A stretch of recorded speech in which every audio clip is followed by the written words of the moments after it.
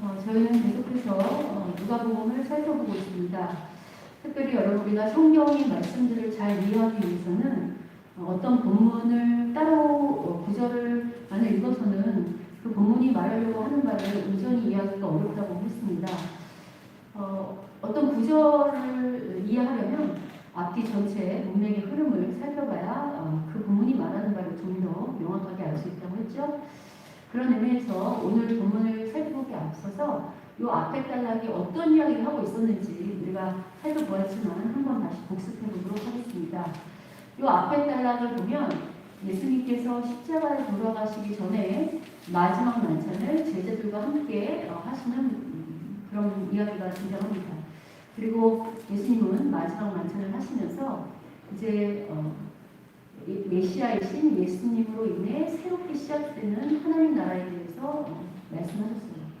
그런데 이 하나님 나라가 메시아이신 본인 당신 예수님이 죽어야만 되는 그런 암시를 하셨죠. 아울러서 이런 하나님 나라가 세워질 때 지금 예수님과 함께 먹고 마시는 그 만찬을 즐기는 제자 중에 배반할 자가 있다는 것을 암시하는 데까지가 지난주 요 앞에 단락입니다. 우리는 이미 이 본문에서 그 앞에 단락에서 말할 것 같지는 않지만 예수님을 배반한 제자가 누구인지 알고 있습니다. 누구죠? 누구죠, 여러분? 대답을 해보세요. 여러분 예배는 우리 어제 재정할 때도 얘기했지만 예배는 목사 혼자 드리는 게 아니에요. 계속 서로 참여하는 게 같이 예배니까 제가 여러분한테 질문하면 아시면 답하시면 돼요. 뭐 맞고 틀리는 거 중요하지 않다고 했죠. 여러분 예수를 배반한 제자가 누구죠? 가룟 유다예요. 그리고 가룟 유다가 왜 예수를 배반했는지 우리가 그 사람의 마음에 들어갔다 나오진 않아서 100%는 모르겠지만 성경의 정황들을 통해서 왜 배반했는지를 우리가 살펴보았어요. 가룟 유다가 예수를 왜 배반했는가라고 할 때 자기의 욕심 그리고 자기의 생각과 다른 예수님, 자기의 뜻과 다른 예수님을 인정할 수 없어서 예수님을 떠났다고 했습니다. 그러니까 실은 이런 중심에는 자기의 욕심이 가득 차 있는 거죠. 그런데 이런 예수를 배반한 이 문제가 가룟 유다만의 문제가 아니라는 것이 오늘 본문에 나옵니다. 여러분 오늘 본문 24절을 보시면 어떤 이야기를 시작하냐면 24절 보시면 또 그들 사이에 그중 누가 크냐 하는 다툼이 난지라. 즉 지금 제자들이 뭐하고 있대요? 서로 다투고 있답니다. 그냥 다투는 게 아니라 자리 다툼을 하고 있는데 어떤 자리 다툼이냐면 지금 앞서서 예수님이 이제 당신을 위해서 새롭게 하나님 나라가 시작될 거라고 말씀하셨잖아요. 근데 이 말씀을 듣자마자 제자들이 어떤 다툼을 하냐면 이런 다툼인 거예요. 요새 지금 대선 전국인데 우리가 이제 대통령이 되면 그 캠프 속에 누가 국무총리가 될 거냐, 누가 어떤 장관이 될 거냐, 막 이런 거 갖고 서로 이제 논의를 하는 것처럼 지금 새로운 하나님 나라가 수립한다고 하니 제자들은 내가 국무총리 할 거냐, 아니면 네가 국방장관 할 거냐 하는 높은 자리의 다툼을 하고 있다는 것입니다. 여러분 이런 제자들의 모습을 보면 좀 안타까운 것이 잘 살펴보시면 앞서서 제가 설명한 것처럼 지금 예수님은 마지막 유언 같은 그런 설교를 하셨고 또 하나님 나라에 대한 이야기를 하셨고 배반에 대한 이야기를 하셨어요. 정말 신실한 제자라고 한다면 이렇게 예수님이 말씀하실 때 뭐를 생각해야 되냐면 그럼 새로운 나라에 대해서 고민하고 또 배반에 대해서 말씀하시니까 혹시 그러한 배반의 모습이 내 안에 없는가라는 것을 점검해야 하는데도 불구하고 지금 제자들은 예수님 말씀에 관심 없고 뭐에만 관심 있는가? 자기 욕심을 세운 데만 관심 있는 거 보이시죠? 더군다나 여러분 24절을 누가가 어떤 단어로 시작하죠? 어떤 단어로 시작합니까? 또라는 단어로 시작합니다. 또 다퉜다는 건, 또 자기 다툼을 했었다는 건 제자들이 이번에 처음 서로 높은 자리에 앉겠다는 다툼을 했다는 겁니까? 아니면 이미 이전에도 이런 다툼이 계속 있어 왔다는 겁니까? 네, 이전에도 있었다는 거죠. 실제로 누가복음 9장 46절, 47절을 보시면 이렇게 기록되어 있습니다. 우리 누가복음 9장 46, 47절을 같이 한번 읽어보도록 하겠습니다. 읽겠습니다. 시작. 제자 중에서 누가 크냐 하는 변론이 일어나니 것을 아시고 어린아이 하나를 데려다가 자기 곁에 세우시고 그들에게 이르시되 누구든지 내 이름으로 이런 아이를 영접하면 곧 나를 영접하며 또 누구든지 나를 영접하면 곧 나를 보내신 이를 영접하리라. 너희 모든 사람 중에 가장 작은 그가 큰 자니라. 지금 보시면 역시나 예수님의 제자들이 누가 더 큰 자리에 앉을 거냐를 다툼하고 있었어요. 특별히 이게 누가복음 9장의 이야기라고 한다면 물론 복음서가 시간 순서상으로 되어 있지는 않지만 그럼에도 불구하고 이게 앞선 이야기라고 한다면 아마 예수님의 그 제자들이 예수를 만난 초기 혹은 초중반기에 일어났던 사건일 것입니다. 이런 제자들의 모습 속에서 우리의 모습을 볼 수 있는데요. 여러분 우리도 우리 초창기 믿음을 잘 생각해 보면 우리가 처음 예수님을 믿을 때 예수님을 정말 사랑한다든지 혹은 정말 예수님을 알고 사명 따라 믿는 사람은 극히 드뭅니다. 대부분 자기 소원을 이루고 싶어서 예수님 안에 들어오죠. 그죠? 그래서 처음에 우리 초신자 때는 어떤 일들이 발생하냐면 내가 어떤 것을 기도하고 또 내 바라는 소원이 하나님 앞에 응답되면 기뻐하면서 할렐루야 아멘 하지만 내가 하나님께 어떤 기도를 하고 소원들이 이루어지지 않을 때는 어떻게 하죠? 불평하거나 원망하거나 좀 심하면 예수님을 떠나기도 합니다. 교회를 안 다니죠. 그죠? 그러나 여러분 잘 생각해 보시면 우리가 이제 예수를 믿는 기독교인이 됐다라고 할 때 기독교인의 특징 중에 핵심 중에 핵심이 뭐냐면 바로 변화라고 했어요. 왜 변화인가? 여러분 우리는 태어날 때 뼛속까지 죄인이라고 했잖아요. 그래서 우리의 그 생각이나 우리의 관점이나 우리의 삶의 방식은 다 이 타락한 세상을 원리를 따르게 돼 있어요. 근데 이제 예수님을 만나면 어떤 일이 발생하냐면 예수님께서 우리를 일깨우시잖아요. 그게 잘못된 거다 하고 새로운 하나님 나라의 가치관과 생각과 방식을 가르치시고 요구하시죠. 실제로 아까 이 본문에서도 보시면 지금 예수님은 초기부터 제자들이 싸운 걸 보시고 어린아이 하나를 데려다가 이렇게 말씀하시잖아요. 세상은 더 많이 힘을 가진 자 혹은 더 많이 강한 자가 큰 자지만 어린아이처럼 가장 약한 자가 하나님 나라에서는 어떤 자래요? 큰 자라고 말씀하세요. 이런 가치관과 이런 가르침은 타락한 세상이 우리에게 가르쳐 왔던 거하고는 정반대의 가르침입니다. 오늘 본문에서 예수님은 이 가르침을 좀 더 구체적으로 가르치세요. 특별히 오늘 본문 여러분 25절을 보시면 누가복음 22장 25절을 보시면 예수께서 이르시되 이방인의 임금들은 그들을 주관하며 이렇게 나와 있잖아요. 그래서 주관하다라는 히브리어 동사 필요요는요 주인이 되다 다스리다는 뜻이고요. 그 집권자들은 은인이라 칭을 받는다라고 말하는데 예수님 당시에 그 로마 헬라권 문화에서 은인은 누구를 가리키냐면 황제나 왕이나 방백과 같은 지도자들을 가리켜요. 그러니까 주관자들, 아까 말하는 다스리는 자들을 말합니다. 특별히 당시 문화권에서는 이 백성들이 살아가는 그런 어떤 모든 것이 그 황제나 아니면 방백 같은 사람들의 은덕이라고 생각했어요. 그러니까 그들의 은혜로 살기 때문에 백성들은 당연히 자기들의 위에 있는 지도자들을 섬길 것을 요구받았죠.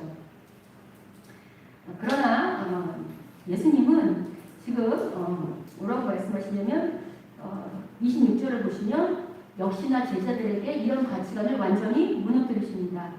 세상은 위에 있는 리더나 머리가 큰 자라고 말하지만 즉 성경을 받는 자들이 큰 자라고 말하지만 26절 뭐라고 말씀하시죠? 너희는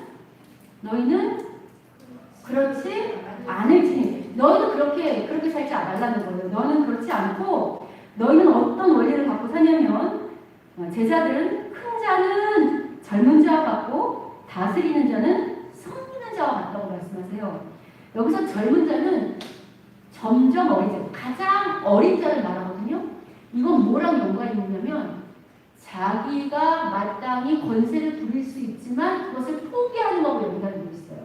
왜냐하면 여러분 어릴수록 뭐가 없냐면 권세나 권위가 없잖아요.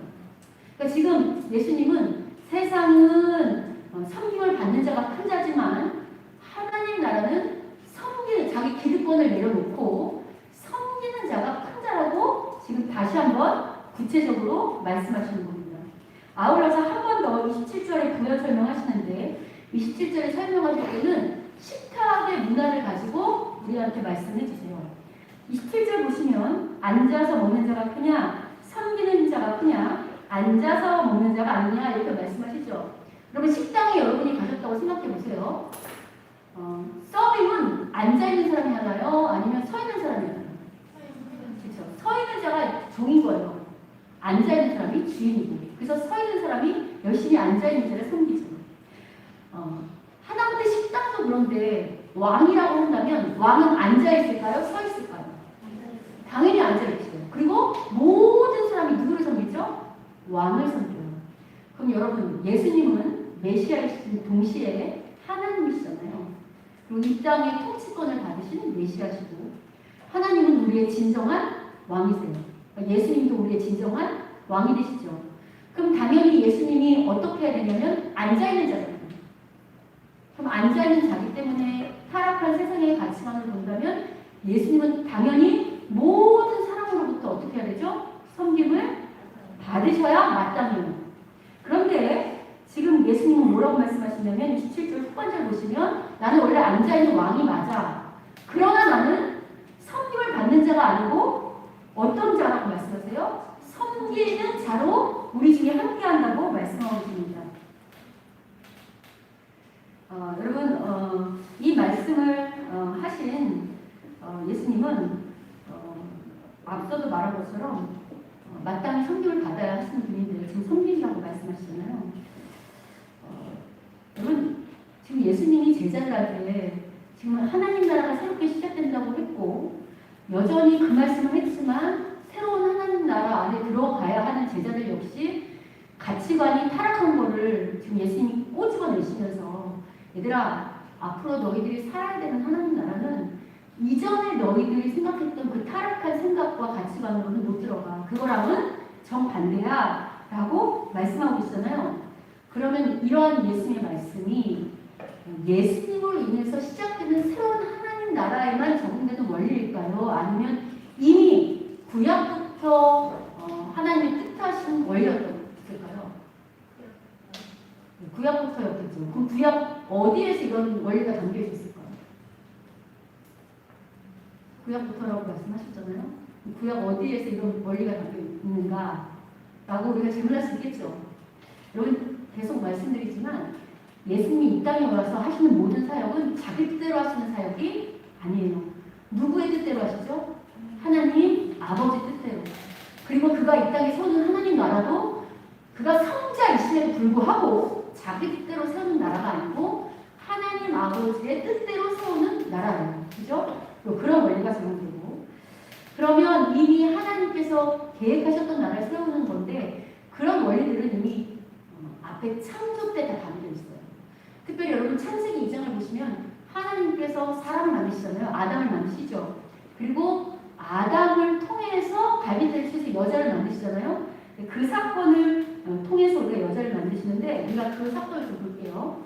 창세기 2장 21절 23절을 보겠습니다. 창세기 2장 21절 23절 읽겠습니다. 시작. 여호와 하나님이 아담을 깊이 잠들게 하시니 잠들매 그가 그 갈대의 하나를 취하고 살 대신 채우시고 여호와 하나님이 아담에게서 취하신 그 갈빗대로 여자를 만드시고 그를 아담에게로 이끌어 오시니 아담이 이르되 이는 내 뼈 중에 뼈요 살 중에 살이라 이것을 남자에게서 취하였은즉 여자라 부르려 하니라. 지금 남자한테서 나왔기 때문에 그 여자 이름을 여자라고 지금 지어주고 있잖아요. 그죠? 근데 여러분 이렇게 여자라는 이름을 지어준 건 누군가요? 지어준 분이 누구죠? 여기 말씀에 나와 있잖아요. 누구죠? 하나님이 지어주셨나요? 아니요. 아담이 지었어요.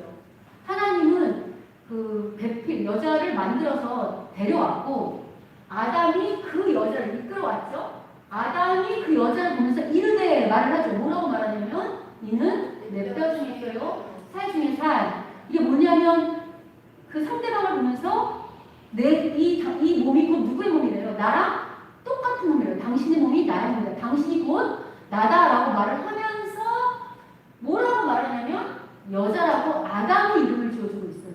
이건 되게 중요하죠. 왜냐하면 여러분 어떤 사물이나 대상에게 이름을 지어준다는 것은 아무나 할 수 있는 게 아니고 그 사물이나 대상이 어떤 본질을 가지고 있는지 혹은 어떤 원리가 담겨 있는지에 대해서 규명한 자가 이름을 지어주는 거거든요. 그러니까 실제로 아담이 여자라고 지어줬지만 이 고백이 이 안에 담긴 이름이 여자잖아요. 여러분 이 아담이 말한 여자에 대한 정체성이 뭔지 또 아담의 고백이 말하는 바가 뭔지 좀 더 구체적으로 설명해주는 성경이 있어요. 바로 어디냐면 에베소서예요. 우리가 에베소서 5장 22절과 23절을 먼저 보도록 하겠습니다. 에베소서 5장 22절 23절 읽겠습니다. 시작. 아내들이여 자기 남편에게 복종하기를 주께 하듯 하라. 이는 남편이 아내의 머리됨이 그리스도께서 교회의 머리됨과 같음이니 그가 바로 몸의 구주시니라. 여러분 잘 생각해 보시면 지금 아담과 하와, 그러니까 남자와 여자가 생겼잖아요. 여러분 사람이 둘 이상 모이면 뭐가 생기냐면 질서가 생겨요. 누가 대장을 할 것이냐, 누가 리더를 해야 되냐. 그래서 그런 관계가 생기잖아요. 여러분이 만나는 공동체도 가족에도 누가 대장이냐, 누가 뭐냐 그런 것처럼 사람이 둘 이상 모이면 반드시 질서라는 게 생기는데 지금 하나님이 권위를 누구한테 줬냐면 남편에게 줬어요? 아내한테 줬어요? 왜 성경에 나와 있는데 대답을 못하시네. 남편에게 권위를 줬어요? 아내에게 권위를 줬어요? 네, 남편이 아내의 머리가 된다고 했잖아요. 말하자면 남편이 리더라는 거예요. 그럼 보통 우리가 이제 이 말씀을 얼핏 잘못 이해하는 이제 남편분들은 이 말씀만 보고 집에 가서 아내들에게 내가 머리니까 여기 주띠아들 복종하라고 했으니까 나한테 복종해라 라고 요구하는데 그러면 그렇게 말씀하시면 죄송하지만 아직 이 말씀이 의미하는 바가 뭔지 잘 모르는 겁니다. 아마 그런 남편들은 요 다음에 등장하는 에베소서 5장 25절 이하의 말씀들을 이해하시면 생각이 달라지실 거예요. 여러분 에베소서 5장 25절 이하를 보시면 이건 제가 읽을게요. 여기 보면 뭐라고 넘겨오냐면 여러분이 이해를 돕기 위해서 제가 이거는 공동번역 성경을 가져왔어요. 남편된 사람들은 그리스도께서 교회를 사랑하셔서 당신의 몸을 바치신 것처럼 자기 아내를 어떡하래요? 사랑하래요. 그냥 사랑하는 게 아니고 그리스도가 교회 때문에 목숨을 바쳐 사랑한 것처럼 남편도 아내를 그냥 사랑하면 안 되고 어떡하냐면 자기 목숨처럼 아내를 사랑하라는 거예요. 아울러서 그 다음에 보시면 뭐라고 말씀하시냐면 다음 이건 같이 한번 읽어보겠습니다. 읽겠습니다. 시작. 이와 같이 남편 된 사람들도 자기 아내를 제 몸같이 사랑해야 합니다. 자기 아내를 사랑하는 것은 자기 자신을 사랑하는 것이 아니겠습니까? 도대체 자기 몸을 미워하는 사람은 없습니다. 오히려 자기 몸을 기르고 보살펴 줍니다. 그리스도께서 교회를 기르시고 보살펴 주십니다. 여러분 지금 남편이 아내를 사랑해야 되는 그 이야기를 할 때 아까 아담의 고백이 여기 담겨 있는 거 보이세요? 아까 아담이 창세기에 여자를 보면서 내 뼈고 당신이 내 살이고 나와 당신이 동일시한 것처럼 여기서도 똑같이 말하잖아요. 남편이 왜 사랑해야 되나? 곧 자기 자신을 사랑하는 거랑 동일시라는 거예요. 아내를 사랑하는 게 나를 사랑하는 거고 동시에 자기 육체를 함몰하는 사람은 없잖아요. 자기 몸을 아끼고 자기 몸을 돌보는 것처럼 아내를 사랑해야 된다는 거예요. 이게 왜 중요하냐면 아담의 고백 속에는 누가 리더가 되느냐. 아담이 지금 남편이 머리가 됐잖아요. 아담이 여자를 보면 내 뼈 중에 뼈요 살이라고 말했던 것은 하나님의 원리를 깨달은 거예요. 하나님 나라에서는 누가 머리가 되느냐, 누가 대장이 되느냐, 섬기는 자가 대장이 된다는 거예요. 어떻게? 자기 몸을 돌보는 것처럼 목숨을 다해 사랑하는 것처럼 사랑하는 자가 리더가 되는 거고 머리가 되는 것이고 이런 깨달음을 가진 아담에게 하나님이 머리가 되는 그 위치를 파괴시켜 주신 거죠. 아멘이죠. 여러분 이렇게 섬기는 자가 큰 자가 된다는 거, 섬기는 자가 큰 자가 된다는 이런 원리는 이미 하나님에서도 찾을 수 있어요. 왜냐하면 여러분 사람은 누구의 형상과 모양을 따라 지음받았죠? 하나님의 형상과 모양을 따라 지음받았어요. 그럼 하나님이 어떤 분이신가 라고 할 때 여러분 하나님은 홀로 계신 분이 아니고 물론 우리가 다 이해할 수 없는 신비한 방식으로 계시지만 성부, 성자, 성령, 삼위의 하나님이세요. 삼위일체 하나님. 그렇다고 할 때 보통은 성자 혹은 아버지, 아들이 아버지를 무조건 섬기거나 무조건 약자니까 섬기는 것이 세상의 원리잖아요. 근데 여러분 잘 보시면 우리가 말씀에 담겨있는 하나님의 원리를 보면 성부, 성자, 성령은 서로가 서로를 인격적으로 섬기고 사랑하세요. 그래서 우리가 요한일서 보면 하나님은 사랑이다라고 말하잖아요. 그러니까 이런 원리들은 이미 하나님의 창조 원리에 담겨 있어요. 그러니까 하나님이 세상을 처음 만드셨을 때는 누가 리더가 되느냐, 누가 왕이냐, 그럴 때 섬기는 자가 리더요, 왕이 된다고 이미 창조 원리에 담겨 있었던 거죠. 그러나 문제는 여러분 오늘날 그런 원리로 지배돼요? 아니면 전혀 반대의 원리가 세상을 지배하나요? 왜 그럴까요? 죄가 세상에 들어왔기 때문이에요. 아담이 범죄함으로 세상은 타락했고 실제로 성경은 어떻게 타락한 세상이 거꾸로 돌아가는지를 잘 고발하고 있는데 그 고발하는 것이 어디냐? 바로 창세기 4장이에요. 창세기 4장을 보시면 어떤 일이 등장하냐면 하나님을 떠나고 하나님을 배반해서 내 마음대로, 내 죄대로, 내 욕심대로 사는 전형적인 모델이 누구로 등장하냐면 가인이라는 사람이 등장해요. 근데 4장에는 가인의 후손 중에 라멕, 즉 하나님을 떠나서 자기 마음대로 사는 라멕이라는 사람이 등장하는데 이 사람이 성경에 처음 등장하는 노래를 지어 불러요. 어떤 노래를 지어 부르는가? 이런 노래를 지어 부릅니다. 창세기 4장 23절 24절을 우리 같이 한번 읽어보도록 하겠습니다. 창세기 4장 23, 24절입니다. 자, 읽겠습니다. 시작. 라멕이 아내들에게 이르되 아다와 실라여 내 목소리를 들으라. 라멕의 아내들이여 내 말을 들으라. 나의 상처로 말미암아 내가 사람을 죽였고 나의 사남으로 말미암아 소년을 죽였도다. 가인을 위하여는 벌이 7배인진데 라멕을 위하여는 벌이 77배이로다 하였더라. 여기 보시면 이제 가인을 위한 벌 700 이런 얘기가 나오는데 여러분 하나님이 참 은혜와 사랑의 하나님이라는 것이 가인이 아벨을 죽이고 또 하나님을 떠났음에도 불구하고 하나님은 가인을 보호하기 위해서 가인을 못 죽이게 하기 위해서 가인 죽이면 700 벌을 받는다 이렇게 말씀하셨거든요. 근데 라멕은 그런 하나님의 법도 무시해요. 여기 지금 노래를 보면 아마 어떤 소년이 라멕이라는 사람을 건드린 것 같아요. 그러니까 소년 그러면 이제 라멕은 훨씬 힘 있는 자겠죠. 그러니까 힘없는 어떤 소년이 자기를 건드렸는데 뭐라고 하냐면 그 소년을 어떻게 했대요? 죽여버렸대. 자기를 조금 상처낸 것이 인하여 아예 죽여버렸다고 말하면서 뭐라고 노래하냐면 나 건드리기만 해봐. 뭐 하나님은 가인 건드리면 7배라고 그랬어? 나는 그거랑 상관없이 더 많이 나를 건드리기만 하면 나는 몇 배로 갚아준대요? 77배로 갚아준대요. 여러분 실제로 힘 있는 자가 약자들이 이런 얘기를 할 때 약자들은 공포에 떨까요? 안 떨까요? 떨겠지. 당연히 그를 무서워하고 그가 하라는 대로 복종하겠죠. 여러분 타락한 세상은 뭐라고 고발하고 있냐면 더 이상 섬기는 자가 왕이 되는 게 아니고 힘 있는 자가 왕이 된다는 거예요. 힘과 어떤 권력과 무력 있는 자가 약자들을 자기 힘으로 억압하고 착취하는 세상이 됐다고 성경은 고발하고 있죠. 여러분 실제로 모든 세계 역사가 계속 그렇게 흘러가고 있다는 걸 잘 안 쓰는데 여러분 과거에 약자를 통치해서 오히려 섬김을 받는 나라들이 힘과 권력으로 그들을 착취했다면 오늘날의 힘과 권력은 뭐가 될까요? 오늘날 힘은 과거에는 폭력으로 그들을 다스렸다면 오늘날은 뭐가 힘이 될까요? 돈, 또 정치적인 권력, 어떤 권력과 돈이 아마 우리에게 힘이 될 거예요. 여러분 물론 어떤 힘을 갖는 것, 돈을 갖는 것, 또 권력을 갖는 게 나쁜 걸까요? 여러분 돈, 힘, 권력 자체가 나쁜 걸까요? 그렇지 않아요. 하나님은 필요하다면 우리에게 얼마든지 필요한 힘과 권력과 돈을 주실 수 있는 분이에요. 그러나 우리가 생각할 게 있어요. 하나님은 우리에게 돈과 힘과 권력을 주시는 이유는 뭘까요? 그것을 통하여 나보다 약한 자들을 섬기라고.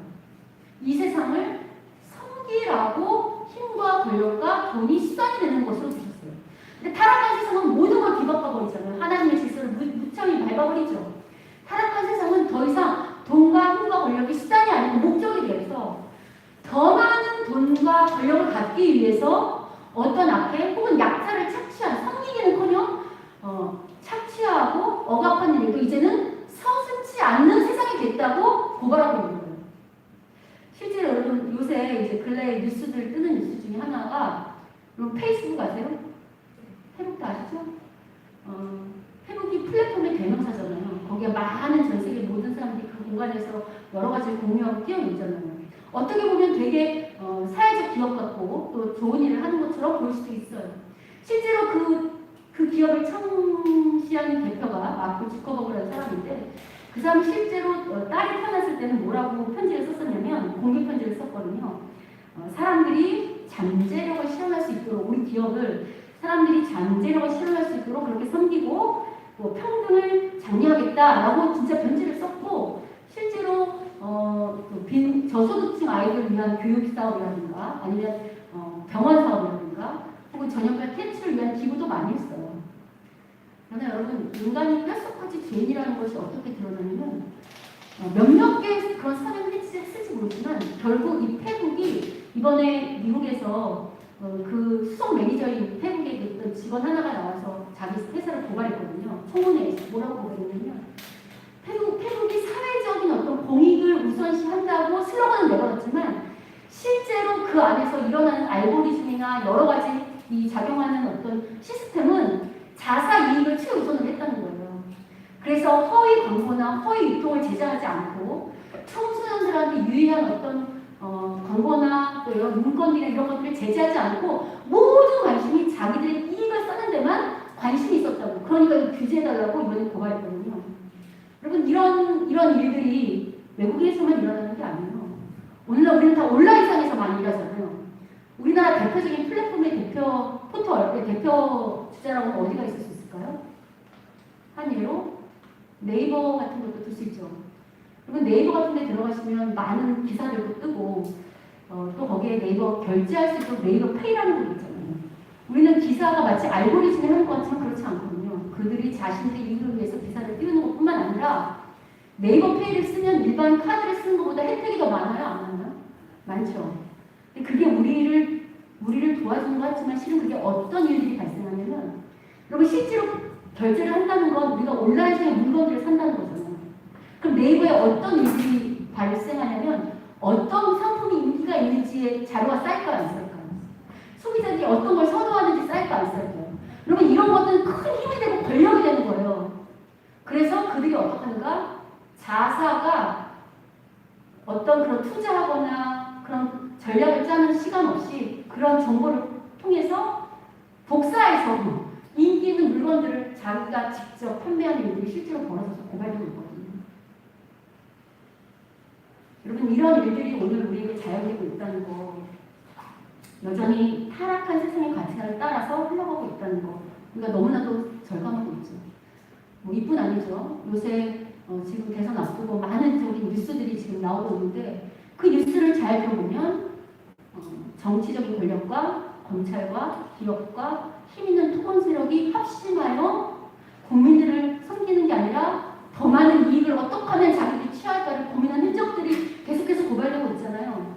여러분 우리가 뽑은 국회의원이나 정치가들 그리고 검찰은 원래 왜 임명됐죠? 그들을 임명한 이유가 뭐죠? 그들의 역할이 뭐죠?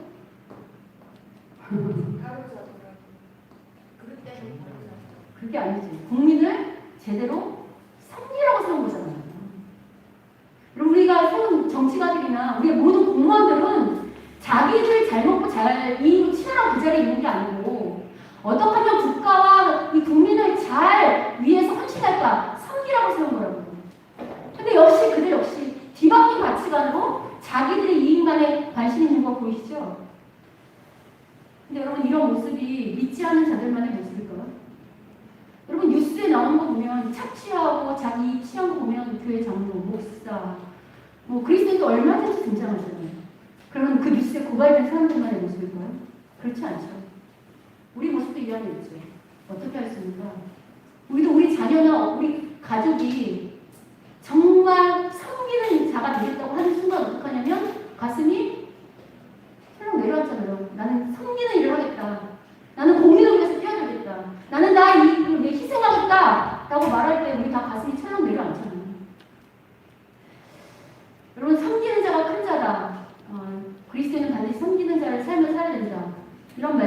제가 뭐 한두 번 들은 거 아니죠? 많은 세월 여러 번 들었어요. 근데 여러분, 말씀을 듣는 거랑 그 말씀을 그대로 행하는 건 쉽지 않아요. 지난주 공목사님 믿음을 말씀하셨는데, 믿음이라는 건 결국 말씀을 그대로 행하는 거잖아요. 우리가 믿는다는 것은 엄밀히 말하면 이렇게 말할 수 있죠. 하나님을 철저하게 믿는 거죠.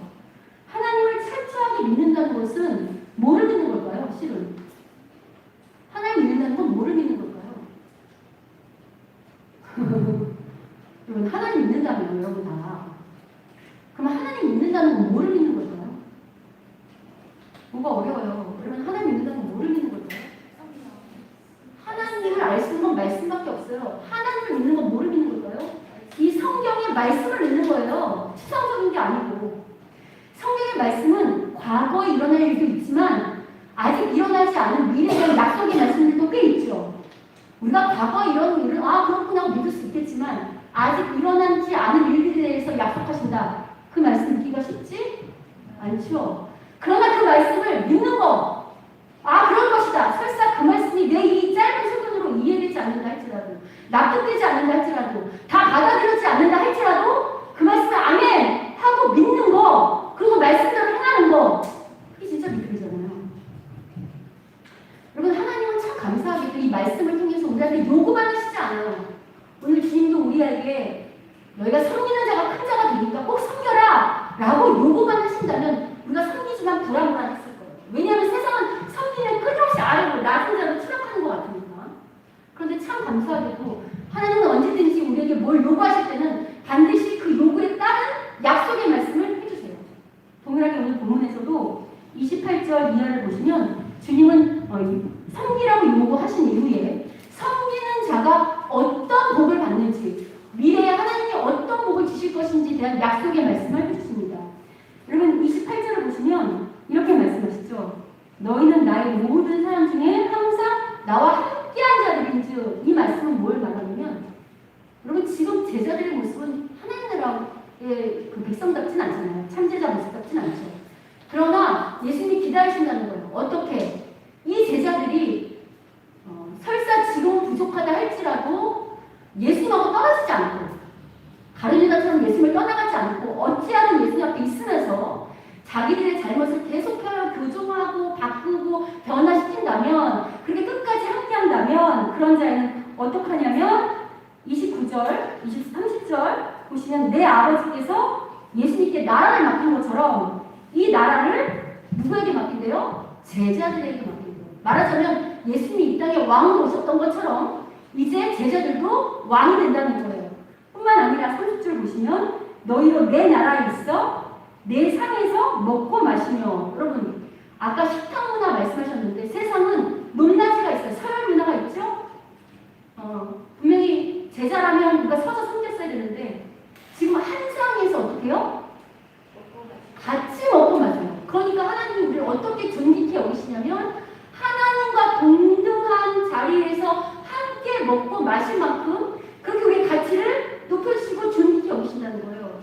그리고 여기 보시면 하나님 보좌에 함께 앉아서 이스라엘 12지파라는 것은 새로운 하나님 나라 전체를 말해요. 이 땅에 세워진 하나님 나라.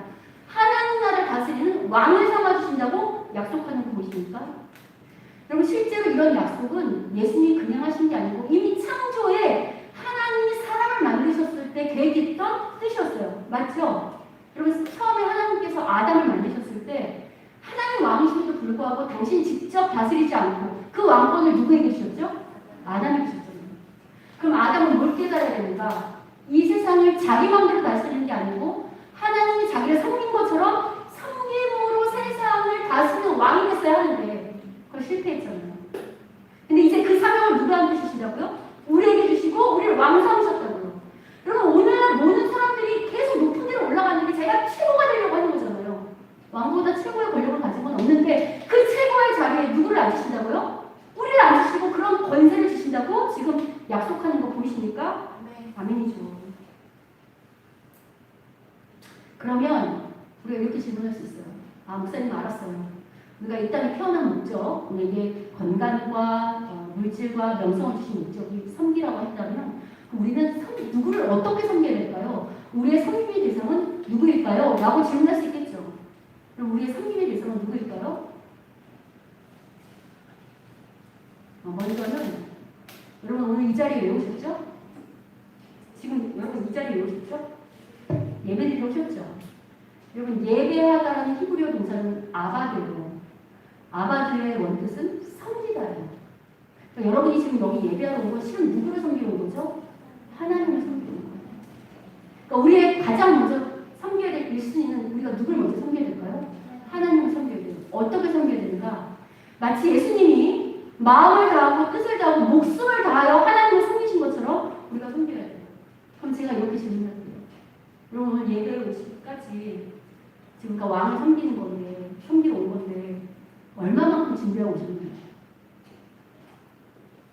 우리가 청와대에서 대통령한테 초대를 받는다 할지라도 여러분 혹시 청와대에서 대통령 초대 받아본 적 있어요? 저는 있어요. 저는 어릴 때 전선 대통령 만나봤거든요. 청와대 직접 들어가서. 근데 그때만 해도 저희 그 합창단에서 갔다 왔는데 그거 가느라고 6개월 준비했어요. 6개월.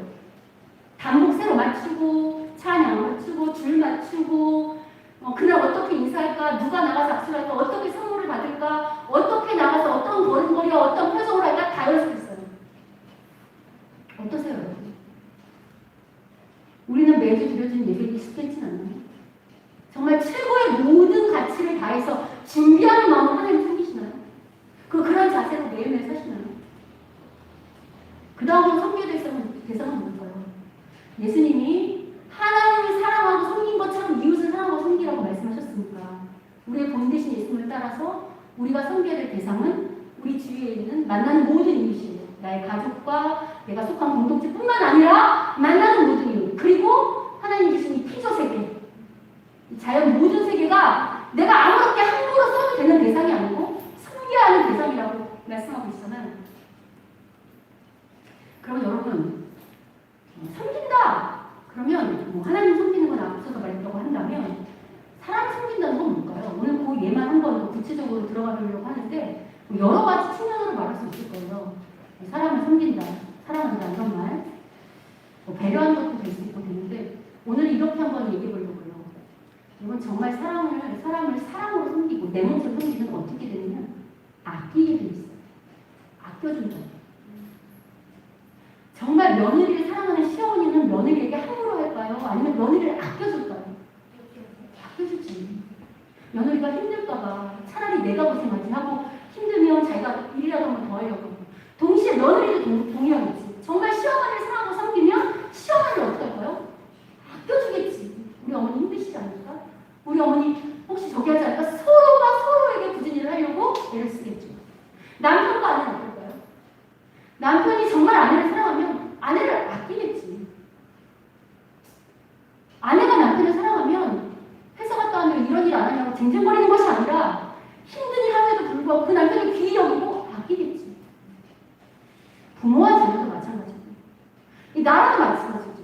정말 대통령이 국민을 아끼면 섬기면 정말 국민을 위해서 자기 몸을 희생하겠죠. 교회도 마찬가지예요. 정말 건강한 교회, 하나님 기뻐하시는 교회가 되려면 서로가 서로 어떻게 될까요? 아껴줘요. 함부로 하지 않아요. 목사는 성도가 힘들지 않을까 하고 어떻게 하면 성도를 아낄까를 고민할 것이고 성도 역시 목사를 그렇게 생각할 것이고 서로가 서로를 아껴주겠죠. 여러분 실은 이런 것도 다 예수님이 우리한테 보여주신 분이잖아요. 예수님 우리를 얼마만큼 아끼셨죠? 죽을 만큼 아끼셨잖아요. 당신이 대신 죽을 만큼 아끼셨잖아요. 그러면 목사님 이제 알았어요. 섬기면 하나님이 우리에게 복 주신다고 약속하셨으니까 이제 섬길래요. 라고 할 때 그럼 그 복은 미래에만 주어질까요? 예수님이 재림하신 그때만 주어질까요? 그렇지 않아요. 이미 하나님 나라가 시작된 이 속에서도 주어진다는 걸 어떻게 알 수 있냐면요. 오늘날에도 설사 믿지 아니하는 영역, 일반 인종 가운데서도 여러분 누가 어떤 지도자가 존경을 받는지 잘 생각해 보시면 자기 이익과 자기 힘으로 착취한 리더는 그 당시에 힘과 권력을 누릴지 모르지만 그는 끝까지 악인으로 낙이 찢을 뿐만 아니라 비록 자기는 초라하고 자기 희생으로 목숨을 바친 그런 지도자들은 그 당시에 권력은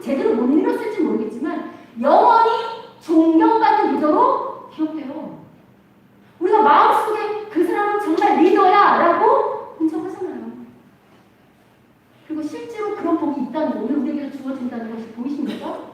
아멘이죠. 그러므로 여러분, 우리가 이 말씀 많이 들었지만 하나님 나라의 큰 자는 누구라고요? 섬기는 자가 큰 자입니다. 우리 교회가 하나님 앞에 칭찬받는 큰 교회가 되기 위해서는 사람이 많아지는 게 중요한 게 아니고 우리가 어떤 교회가 되면 되죠? 섬기는 교회가 됩니다. 그게 큰 교회예요. 어떻습니까 여러분? 우리는 그런 섬김의 태도를 취하고 그렇게 할 준비가 되어 있습니까? 아멘이죠. 바라기는 섬김을 받으려고 하는 이 타락한 이 죄의 이 머리를 벗어버리고 정말 하나님 나라의 가치관을 새롭게 묻어내고 정말 내가 어느 순간이라도 하나님을 최선으로 섬기며 내 이웃과 피조세계를 섬기겠다고 결단을 내리는 소명입니다. 그리고 그렇게 섬기는 자에게 하나님이 예비한 이 모든 복이 넘치도록 날마다 부어지는 주님의 이름으로 축원합니다. 아멘. 이 시간 찬양하실